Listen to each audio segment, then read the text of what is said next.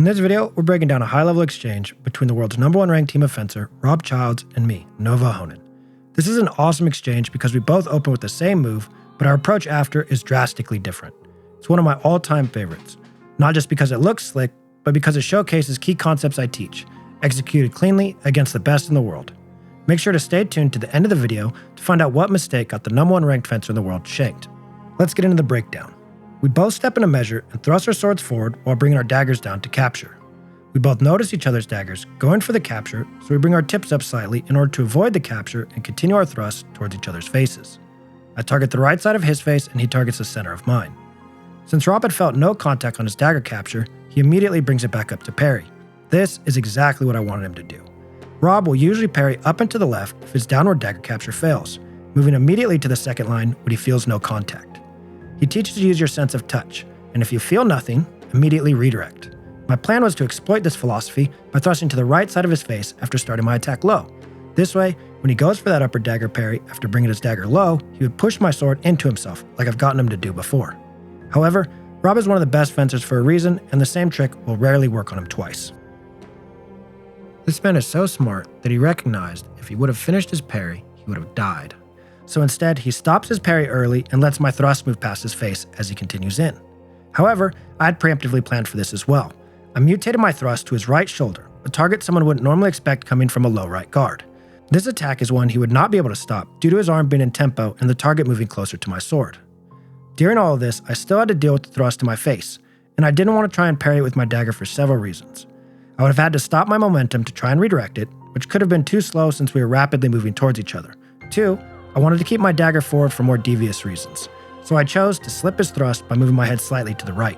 A risky move, but one I'm comfortable doing, and it would allow me to keep closing to a very close range, one I know I'd have the advantage in due to years of boxing.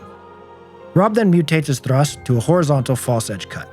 Since both my arms were in tempo and I had previously moved my head, I could not slip it, so I instead dropped low, using the segment of my knees to avoid it. At the same time, I gained strong tweak over his dagger and pushed his dagger onto his sword to the left. I did this for several reasons. First, I was preemptively parrying my opening. Since my dagger went to the low left and my sword went to the upper right, I knew my center and upper left would be open to a dagger attack or a horizontal cut, since he still had the segment of his wrist left to use on his sword hand. By preemptively gaining his dagger and moving it to my left outside, I would not only be stopping his dagger, but his sword also. Doing this, I would put both his weapons on my sword, which would free up my dagger to attack down his center as he continued forward. Wanting to attack with my dagger was why I did not bring my dagger back up to parry like he had. I figured I would just slip his attack and thrust in with my dagger. Next, he again attacked with another cut and thrust his dagger forward, but I continued ducking under them and gained both his weapons with one of mine while stabbing upwards with my dagger, catching him fully in tempo. Now let's cover some of the concepts at play here that I teach. 1, you can gain over people's daggers just like their swords, gaining strong to weak. You can also put people's daggers onto their swords after gaining over it. This works especially well if they already parried your sword with their dagger. Most people using dagger don't expect someone to gain strong to weak on it like they would a sword. Everyone is used to gaining sword to sword, but not so much sword to dagger. 2, the preemptive parry. It can be extremely useful to preemptively move one of your weapons to your opening immediately after you attack. In this case, saving him from his cut and his dagger thrust.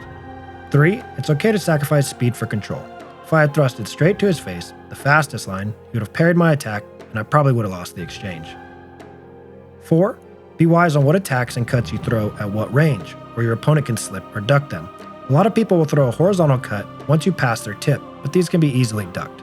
I have a whole video talking about how to counter voids and what ranges to cut at. I'll leave a link in the description.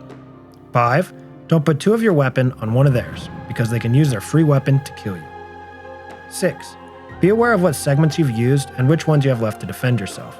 I'd already tried to capture a sword with my dagger, so that arm was in tempo and the segment was spent. It was much faster for me to slip his attack using the segment of my head than trying to stop my arm's momentum to get the parry. I'm usually not a big fan of using the same segment back to back unless it's needed. It's usually faster to use one that you haven't. I could have used the segment of my wrist to parry up with my dagger, but that could have taken too long and it would have made killing him with my dagger not as optimal. 6, attacking the target that is in movement. Picking your targets wisely. The most direct target isn't always the easiest one to hit. Sometimes it's okay to sacrifice time to hit something they will have a harder time defending. In this case, it was his shoulder. I have videos on all of these concepts and I'll leave links in the description. Now let's cover the main mistake that got him killed. It's the fact that he threw a horizontal cut at that close of a range instead of a diagonal one. Most people at that range will throw a horizontal cut, which allows you to duck under it like they threw a hook in boxing. If instead he had thrown a diagonal cut, I would have had no way to avoid it. I have a whole video on how to counter people with slipping and ducking and when to do which cut, and so you should go watch that video now. If you like this, then please subscribe.